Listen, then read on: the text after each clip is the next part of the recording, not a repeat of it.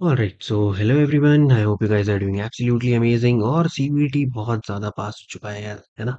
तो I hope कि तुम्हारे पढ़ाई बहुत ही अच्छी चल रही होगी, चाहे वो कौन हो, रीजनिंग हो, स्टैटिक जीके हो, या फिर जीके और जीए हो, या फिर हम कहें कि आपका इंग्लिश हो, या फिर तुम्हारे डोमेन सब्जेक्ट हो। आई होप कि तुम लोग अच्छे से तैयारी कर रहे हो। ठीक है, ये हमारी रिवीजन सीरीज का नेक्स्ट टॉपिक है, जो कि है मैथमेटिकल ऑपरेशन और अरिथमेटिकल रीजनिंग। इसी वीडियो में हम लोग दो चीज़ें देखने वाले हैं, क्योंकि बहुत सिंपल सिंपल है यार। अब देखो, सबसे पहले ले लेते हैं हम लोग क्या, मैथमेटिकल ऑपरेशन। अब मैं अगर तुमसे कहूँ कि mathematical operation is nothing but, ये जो टॉपिक है ये तुम बचपन से पढ़ते आ रहे हो, है ना? क्योंकि मैथमेटिकल ऑपरेशंस क्या होता है? Addition, subtraction, multiplication and division. ये तो समझाने की जरूरत ही नहीं है। अब मैं तुम्हें ये तो बताऊंगा नहीं कि भैया बता दो 2 + 2 कितना होता है। तो बेटा दो लाइंस खींचो, फिर और दो लाइंस खींचो, फिर कट करो 1 2 3। ये तो मैं करूंगा नहीं, है ना? और ये तुम्हें जरूरत भी नहीं है। सो हमें एडिशन, सब्ट्रैक्शन, मल्टीप्लिकेशन, डिवीजन आता है।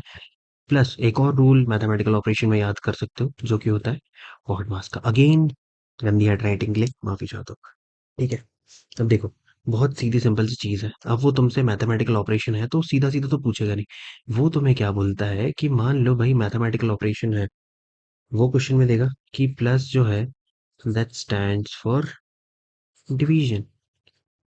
ठीक है, और फिर तुम्हें वो बोल देगा कि मल्टीप्लिकेशन का जो साइन है that stands for what, addition.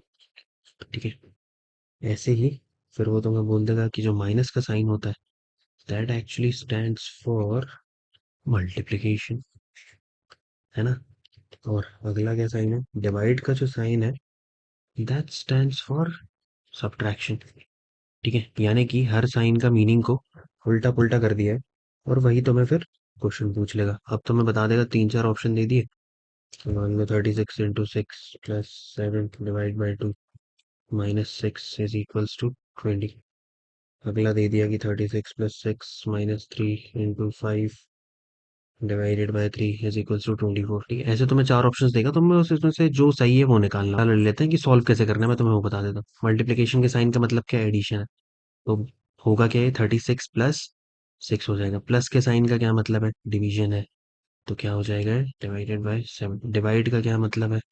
Minus. तो और माइनस का क्या मतलब है? मल्टीप्लिकेशन। तो एक्चुअल में मेरी जो इक्वेशन है वो ये है, ना कि ये। डायरेक्टली सॉल्व नहीं करना है, जो साइन का मतलब है उसको उसमें चेंज करो फिर सॉल्व करो। ठीक है, बस उसके बाद तो इक्वेट ही करना है। एक दो टाइप इसमें और होते हैं, देखो। जैसे कि एक टाइप तुमसे ये बोल देगा कि मान लो उसने दे दिया कि 9 * 4 * 22 और 14। ठीक है, और ऑप्शंस में तुम्हें क्या दे दिया उसने? ठीक है, इन स्टार की जगह पर तुम्हें इन वाले साइंस को रखना है, ताकि हमारी ये इक्वेशन जो है वो क्या हो पाए, बैलेंस आउट हो पाए। ठीक है, तो तुम्हें सीधी सिंपल सी चीज ये होती है कि जो हमारी इक्वेशन को बैलेंस आउट करने के लिए इन सारे साइंस को तुम्हें यहाँ रखना होता है। ए वाले से ले लेते हैं, है ना? तो तुम क्या करोगे, 9 × 4, सेकेंड साइन क्या आएगा? Is equals to 22 minus. ठीक है, थर्ड साइन क्या है? -14। ठीक है, क्या ये इक्वेट हो रही है? 9 × 4 = 36 नहीं होगी, बिल्कुल नहीं होगी। सेकेंड वाला ले लेते हैं, क्या है भैया? 9 × 4 -22 इज इक्वल्स टू 14। क्या ये इक्वेट हो रही है? देखो भाई, बैलेंस आउट कर लो। 9 × 4 = 36, 36 -22 इज 14 इज इक्वल्स टू 14। बिल्कुल बैलेंस आउट हो गई। तो बी ऑप्शन हमारा सही होगा। अब एक और टाइप का क्वेश्चन होता है भैया, उसमें तुम्हें क्या करेगा कि जैसे तुम्हें बोला गया था ना कि पिछले क्वेश्चन में कि भाई प्लस स्टैंड्स फॉर मल्टीप्लिकेशन, ऐसे ही यहाँ पर क्या होगा, वो तुम्हें कुछ साइंस बना करके देगा। इसका मतलब है बिगर देन। ठीक है, फिर ये, इसका मतलब है स्मॉलर देन। ठीक है, सर्कल का मतलब है इक्वल टू। ठीक, तो ऐसे करके तो हमें कुछ साइंस दे दिए होंगे। ठीक है, जैसे कि क्रॉस का मतलब है प्लस, और इज इक्वल्स टू का मतलब है माइनस। ठीक है, अब तुम्हें उसने एक इक्वेशन दी है जिसमें लिखा हुआ है कि ए बॉक्स सी एंड, मतलब ये एक अलग इक्वेशन दी, एक और इक्वेशन दी है कि बी क्रॉस डी ओ सी। ठीक है, अब बॉक्स का मतलब क्या है? Bigger than. तो यहाँ क्या आ जाएगा? ए इज बिगर देन सी। ठीक है, और सेकंड वाली इक्वेशन में क्या है? बी क्रॉस का मतलब क्या है? प्लस। यानी कि बी प्लस डी, और सर्कल का मतलब क्या है, इक्वल टू सी। ठीक है, तो तुम इसको सीधा से क्या रख सकते हो, सी की वैल्यू को यहाँ रख सकते हो, तो A is greater than B plus D मिल जाएगा। ए जो है वो बी और डी के क्या है, सम से भी बड़ा है, यानी कि सीधी सी बात है कि ए जो है वो इंडिविजुअली बी से भी बड़ा है और इंडिविजुअली डी से भी बड़ा है। ठीक है, तो ऑप्शन भी तुम्हें ऐसे ही देंगे, ऑप्शन भी तुम्हें क्या देगा, डी ए, ऑप्शन भी तुम्हें कोडेड फॉर्म में ही मिलेंगे।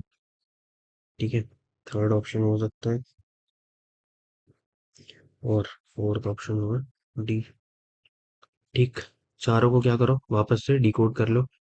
क्या है यहाँ पर, D is greater than A, यहाँ पर क्या है, A is equal to D, और यहाँ पर क्या है, B is greater than C, और D is greater than, D is smaller than A. ठीक है, ये ए है ना।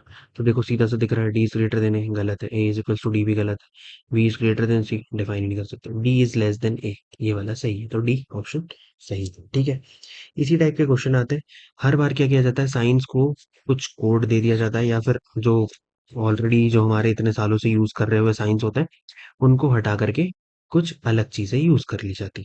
ठीक, चलिए भाई, आराम से सॉल्व कर लेंगे। अब अगले टॉपिक पर बढ़ते हैं, जो कि है हमारा अरिथमेटिकल रीजनिंग।